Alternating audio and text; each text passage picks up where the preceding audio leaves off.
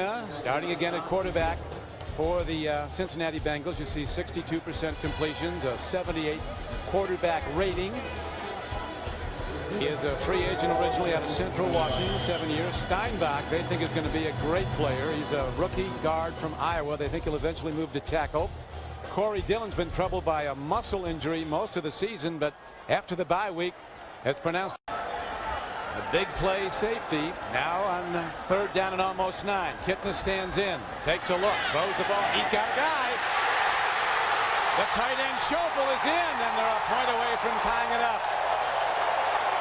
45-yard touchdown throw on third and long. The second-year tight end Matt Schobel.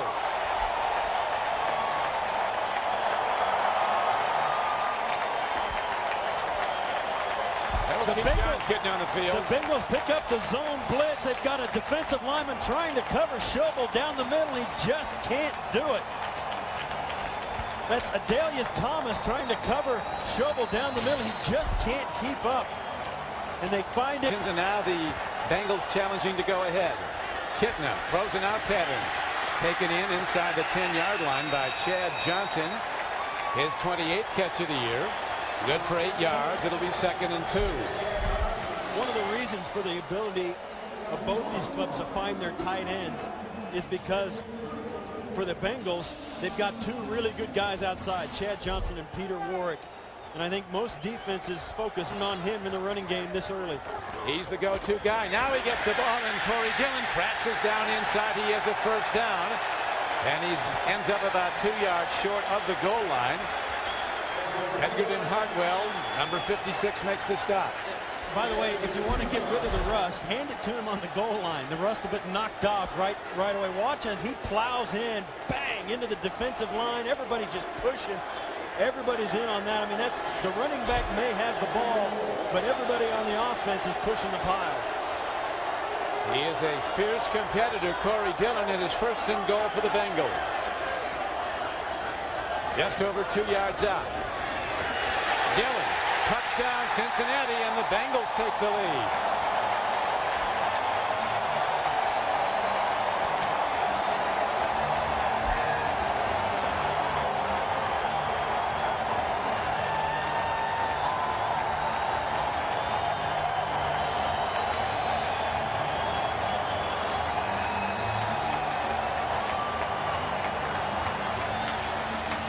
Don, you can describe this last chain of events in 2 words. Turnovers hurt. They sure do, and that's the only the first time this year, Steve, that the Bengals have recovered fumbles. They came into the game with no fumble recoveries, but now they have 2 fumble recoveries on the Ravens' last 2 possessions, both turned into touchdowns. Cincinnati leads the game 14-7, all 14 points coming off Raven turnovers. John Kitna and the Bengals capitalizing on Raven turnovers by the young quarterback Kyle Bowler. Kitna has hit 2 of 5 throws for 54. Well, the Bengals came in last in turnover differential in the AFC. They were -4 on turnovers. Today +2. And here's another long ball. Chad Johnson, the fastest Bengal, has it. He's going in. And the most spectacular pass play of this season anywhere. 82 yards.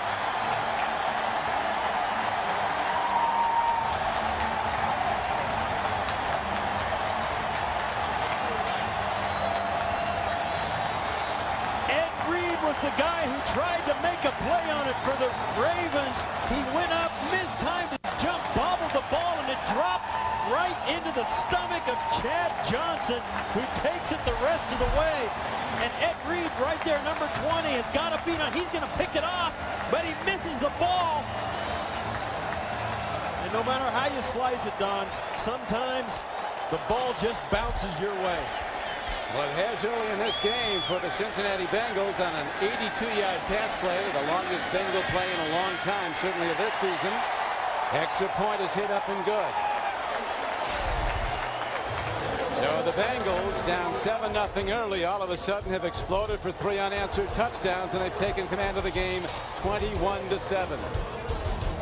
A couple of first downs, keep the other offense off the field, because only bad things can happen when you don't have the ball. They want to play very close to the vest and stay on the football field. Look at this, a 5 wide receiver set now. An open backfield, nobody to block. It'll be a quick drop and throw by John Kitna. And the blitzers are lining up to try to get him. Here come the blitzers. Kitna throws, and he makes the connection. A beautifully executed play down inside the 30-yard line to Chad Johnson. Johnson making yet another catch, this for 17 yards. Corey Fuller beaten on the play, but Bob Bratkowski does something interesting. That's Corey Dillon in the slot right there. Also, on the other side, there's a tight end and a fullback outside. So they had 5 wide receivers in there, Don, but only 2 of them were actually wide receivers. The rest were running backs and tight ends. So the Ravens get caught with their heavy package on the field, all spread out. And Kitna, Steve, has really heated up. He missed it. You just hope as a quarterback he's not in the area. Yeah, he can find it. The former captain of Miami of Florida National Championship team. Here's a throw and a catch for a first down on a 3rd down play, 3rd and 7. Kitna with a beautiful thrown ball and an even better catch by Chad Johnson. They get 9 yards and a first down. The Bengals have got to stay aggressive. And Chad Johnson, you see there working against Fuller. He's good enough to win outside on man-to-man coverage. If John Kitna can be in the pocket, comfortable, and give Chad Johnson some time to get open, he's going to get open. He's proven that year in, year out, especially this year. Last year in his coming out party, had over 1,000 yards receiving. This year, he's got loftier goals than that even. But they've got to give him a chance to get open. That was a big 3rd down because they would have punted from deep in their own end. And now Corey Dillon spinning off. The Ravens hunting the ball, looking to take it away. McAllister comes up, playing run from a cornerback position. That's another of his attributes. Not only can cover well, but he plays the run well. Well, this whole Raven defense, Don, is a physical bunch. I mean, they're led by Ray Lewis in the middle, who's a guy who's really the engine. He's one of the most dynamic players in the National Football League, and everything the Ravens do defensively starts with him. Yards and 2 touchdowns, no turnovers. Here's the throw, open receiver, taken in beautifully at the midfield line for a gain of 18 yards and a first down. Coming down with the ball was Tony Stewart, a tight end from Penn State. A moment ago, you saw John Kitna take the late timeout. Marvin Lewis was not happy that they couldn't get that play off. Man, he's really trying to get his guys, keep the pressure on them, make sure they don't let up. They've got a big lead, and he's upset, but not quite that upset. he wasn't that upset. Hold it back. He couldn't hold it back. With the big lead, he tried to make sure his guys keep their edge. But, man, you know, deep down his heart, he's really feeling good. Here is a handoff. Corey Dillon runs the ball. A penalty marker goes down as a helmet was ripped off of tight end Reggie Kelly. Yeah, that's rolling in the back. That's going to be a personal foul. Fortunately, it wasn't Reggie's head still in there. Somebody ripped his helmet right off and it went rolling back. That's going to be at least illegal hands to the face. Personal foul. Something is illegal. Unnecessary roughness. Number 90, defense. First down. That was Cornell Brown.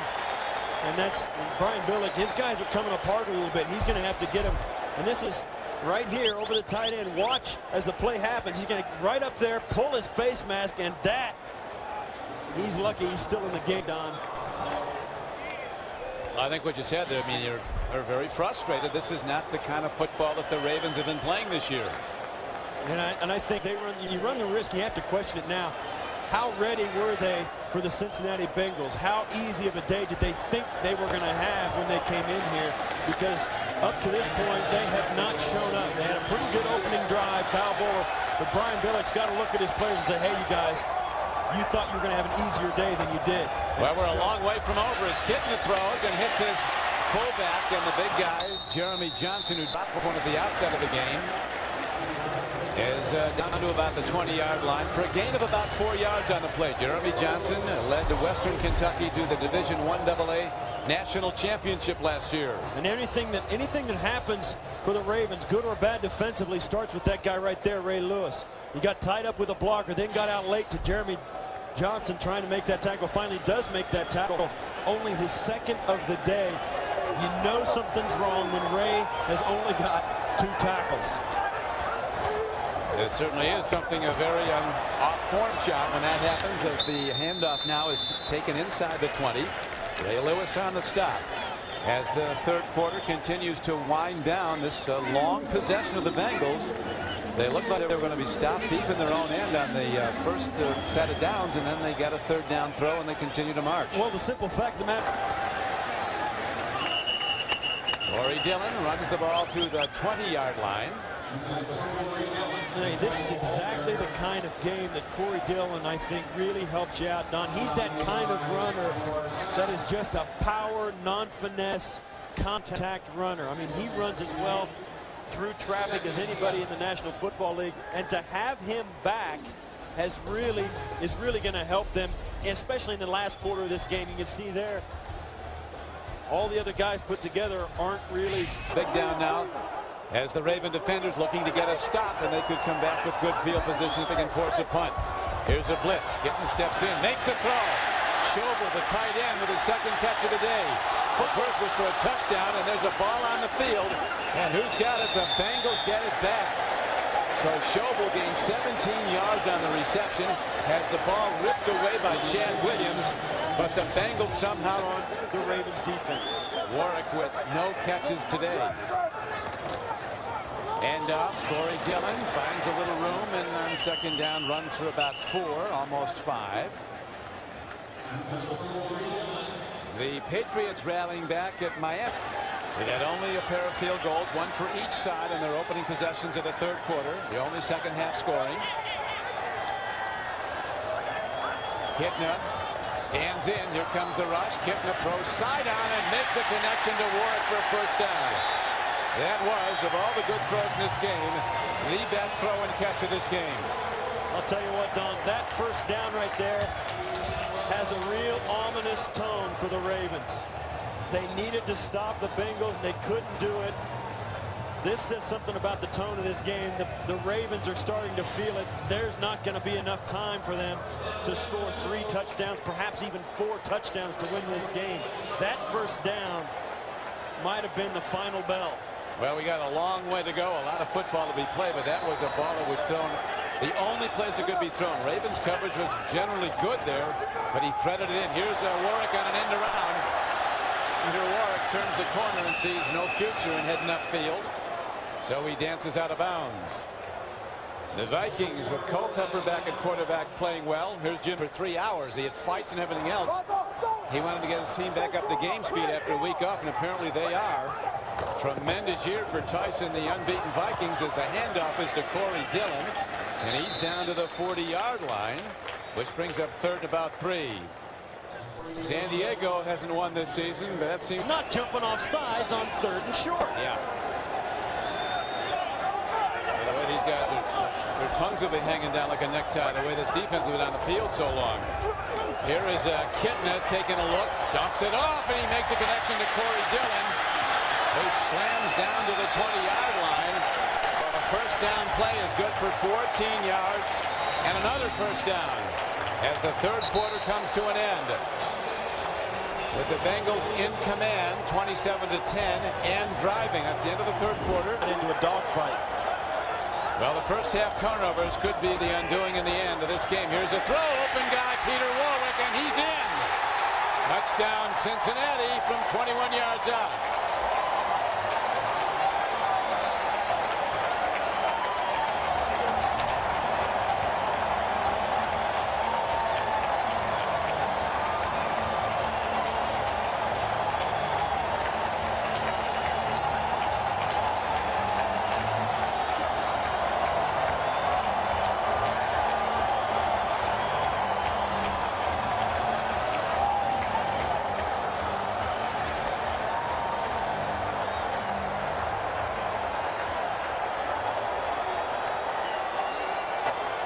So John Kitna playing brilliantly, threads it into Peter Warwick. Kitna now 14 for 24 for 254 yards and 3 touchdowns. The key stat, no turnovers this day by the Bengals, and Marvin Lewis, who said we've got to win. He's his team winning in style. Well, Marvin Lewis is going to look at this club as you see the replay of the touchdown. Warwick's just going to turn around right inside the numbers, stand there and wait for the football. Makes Makes Ed Reed miss him and goes in for the touchdown. And you look at both these head coaches, let me tell you, Don, Marvin Lewis is going to use this as a way to motivate his club. Tell them to build off something good. They beat the division leaders at home. They look good doing it. They did it in all phases. On the other side of the field,